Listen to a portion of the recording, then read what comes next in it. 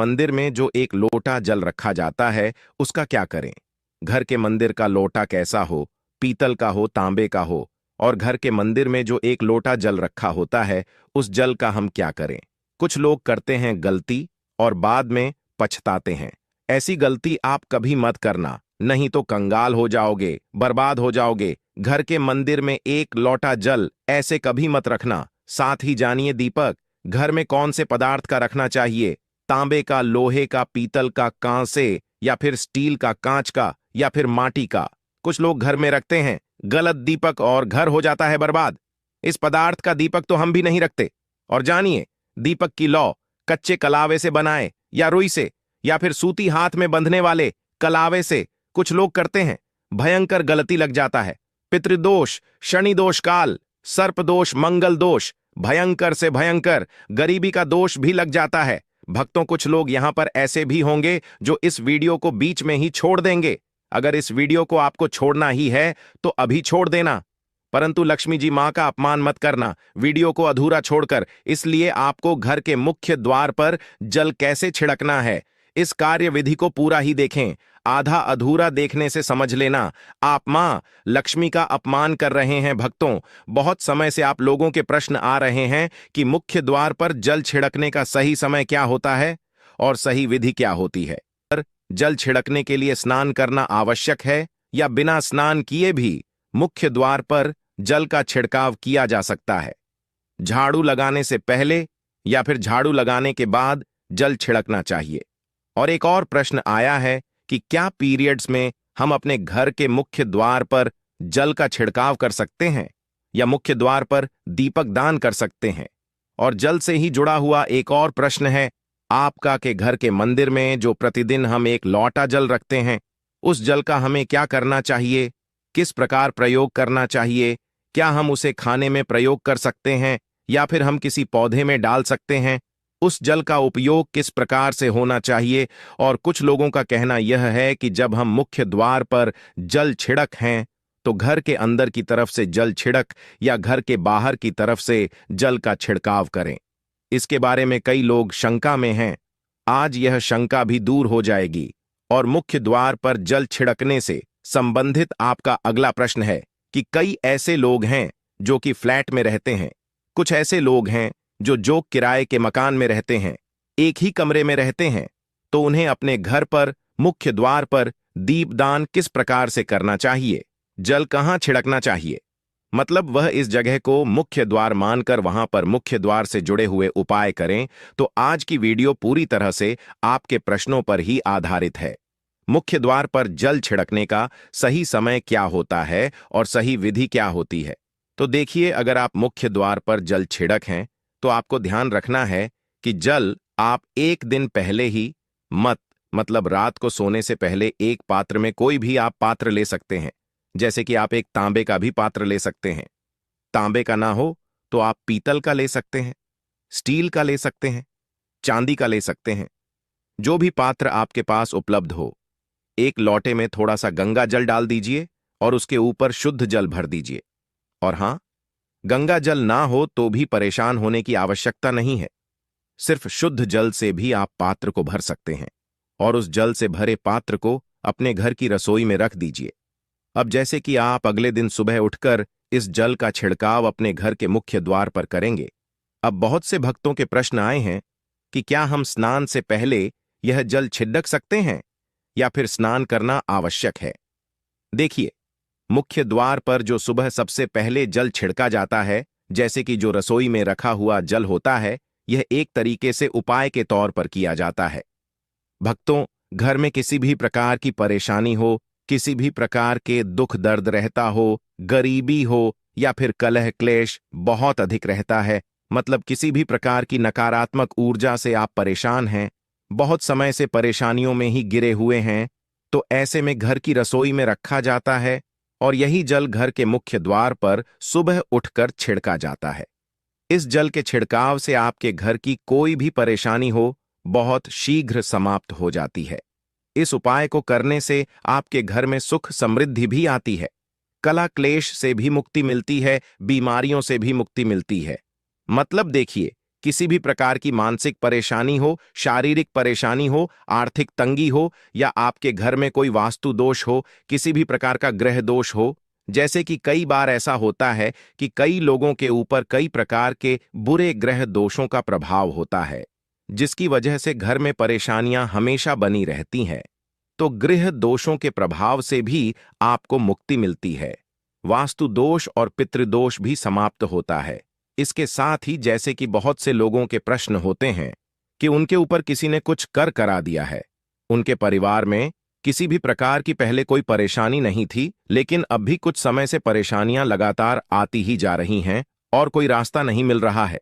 परेशानी से निकालने का तो किसी के भी किए कराए तंत्र मंत्र का प्रभाव हो, किसी की बुरी नजर का प्रभाव हो, तो भी आपके इस उपाय से, मतलब इस एक लोटा जल से, आपकी परेशानी स्वतः ही कुछ दिनों में समाप्त हो जाती है। तो यह घर की सभी परेशानियों से मुक्ति पाने का रामबाण और सबसे सरल, सबसे आसान उपाय होता है, जो हमारे सनातन शास्त्रों में वर्णित है।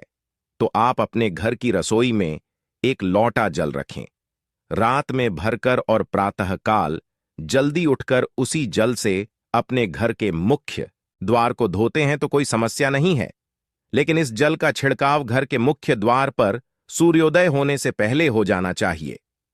अब भक्तों, जैसे आपका अगला प्रश्न है कि क्या हमें स्नान करके इस जल का छिड़काव अपने घर के मुख्य द्वार पर करना चाहिए या फिर बिना स्नान किए भी कर सकते हैं? मतलब ये एक उपाय होता है, तो इसे हम स्नान करने के बाद नहीं करते हैं। सुबह जल्दी उठते हैं और उठकर सबसे पहले घर की रसोई में जाएंगे, उसके बाद उस जल को लेकर आप घर के मुख्य द्वार पर जाएंगे।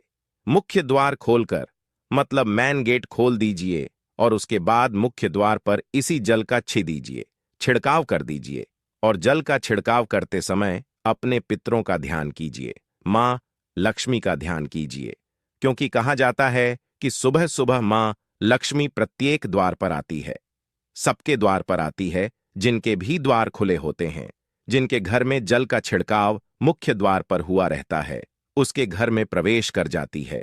तो महालक्ष्मी का अपने मन में ध्यान कीजिए और एक तरह से प्रार्थना कीजिए, हे मां लक्ष्मी, आप मेरे घर में प्रवेश करें, मैं आपका स्वागत करने के लिए तैयार हूं। और इसके बाद अपने पितरों का ध्यान कीजिए, क्योंकि हमारे घर की दहलीज होती है, वहीं पर पितरों का वास माना जाता है। तो जब आप दहलीज पर जल के छींटे देते हैं तो आपके पितृ बहुत प्रसन्न हो जाते हैं और उनका आशीर्वाद भी आपको प्राप्त होता है। तो सुबह जो आप जल छिड़के, इसके लिए स्नान करने की आवश्यकता नहीं है, बिना स्नान किए भी कर सकते हैं। भक्तों, वीडियो में आगे बढ़ने से पहले आपसे छोटा सा निवेदन है कि कमेंट बॉक्स में जय मां लक्ष्मी अवश्य लिखें। महालक्ष्मी जी, जो भी भक्त इस वीडियो को देख रहा है, उसके घर में सुख समृद्धि आए, उसके घर में कोई भी परेशानी नहीं आए और पूरा परिवार सुख शांति से अपना जीवन यापन करें। भक्तों, अगर तुम में से कोई महालक्ष्मी जी को मानता है, तो अगर सच में ही भक्त हैं, आप इस वीडियो को लाइक कर कमेंट बॉक्स में एक बार जय मां लक्ष्मी लिख देना और उसके मन में जो भी मनोकामना है वह पूरी कर देना। अब भक्तों, आपका अगला प्रश्न है कि क्या झाड़ू लगाने के बाद हमें जल का छिड़काव करना चाहिए या फिर झाड़ू लगाने से पहले भी जल का छिड़काव कर सकते हैं?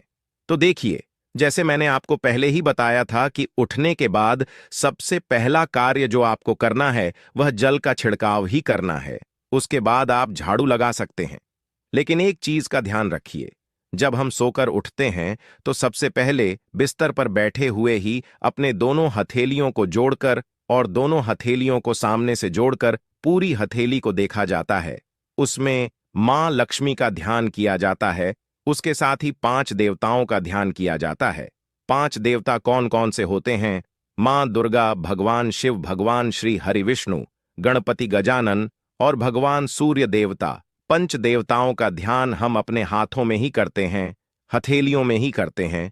कराग्रे वस्ते, लक्ष्मी का मध्य, सरस्वती कर मूल्यत ब्रह्मा प्रभाते कर दर्शम। भक्तों, इस मंत्र का उच्चारण आप चाहे तो कर सकते हैं, नहीं करते हैं तो भी कोई बात नहीं। अपने इष्ट देव देवता का और 5 देवताओं का ध्यान अपनी हथेलियों में कर लीजिए। उसके बाद दोनों हाथ जोड़कर सभी देवी देवताओं को प्रणाम किया जाता है और उसके बाद अपने हाथ से पृथ्वी का स्पर्श करते हैं। धरती को छूकर प्रणाम करते हैं 2 बार या 3 बार, और उसके बाद अपना दाहिना पांव पृथ्वी पर रखते हैं, भक्तों धरती पर रखते हैं। उसके बाद ही बाकी के जो सभी कार्य होंगे वह उसके बाद ही किए जाएंगे। जल का छिड़काव आप उसके बाद ही करेंगे। मतलब सुबह उठने के बाद सबसे पहले हथेलियों के दर्शन, फिर को प्रणाम कीजिए, फिर धरती पर पैर रखें और उसके बाद रसोई में जाकर आपको जल लेना है और घर का मुख्य द्वार खोलकर मुख्य द्वार पर जल का छिड़काव करना है। माँ लक्ष्मी का और अपने पितरों का ध्यान करना है। उसके बाद आप अपने घर में आ जाएंगे और उसके बाद जो भी आपकी रूटीन वर्क होते हैं, मतलब झाड़ू लगाएंगे या फिर आप स्नान करेंगे, ये सभी कार्य उसके बाद किए जाएंगे।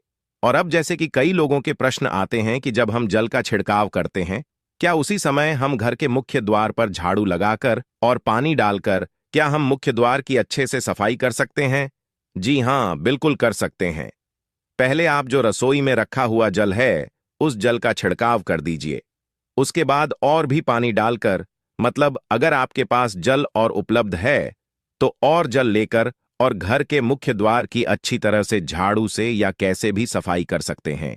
और कई लोगों के प्रश्न आए हैं कि हम किसी फ्लैट में रहते हैं या फिर किसी ऐसे कमरे में रहते हैं, किराए के कमरे में, कि हमारे पास एक ही कमरा है, तो हम जल का छिड़काव या फिर दीपक दान कहां पर करें, किससे हम अपना मुख्य द्वार माने।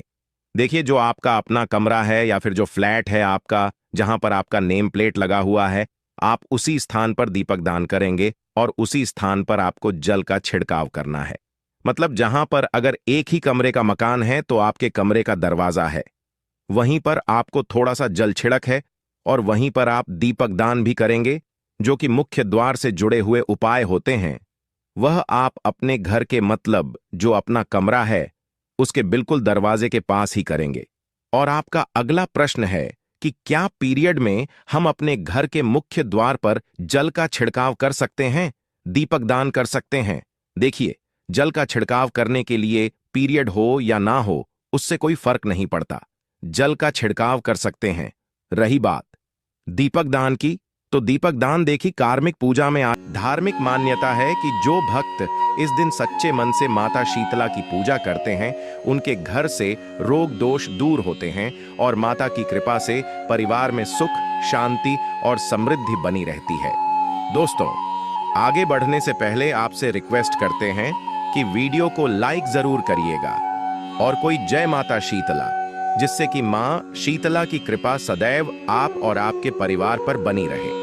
तो दोस्तों, अब जानते हैं शीतला अष्टमी पर ऐसे जो आपको जरूर आपके जीवन में सभी चीज आपके मन मुताबिक हो, सभी रोगों से मुक्ति मिल जाए और घर में धन आने के सभी रास्ते खुल जाएं। इसीलिए हर एक माता पिता को इसे एक विशेष चीज का सेवन शीतला अष्टमी के दिन जरूर कर लेना चाहिए। साथ ही कुछ ऐसी चीज भी हैं जो आपके घर में शीतला अष्टमी पर भूलकर भी नहीं बननी चाहिए।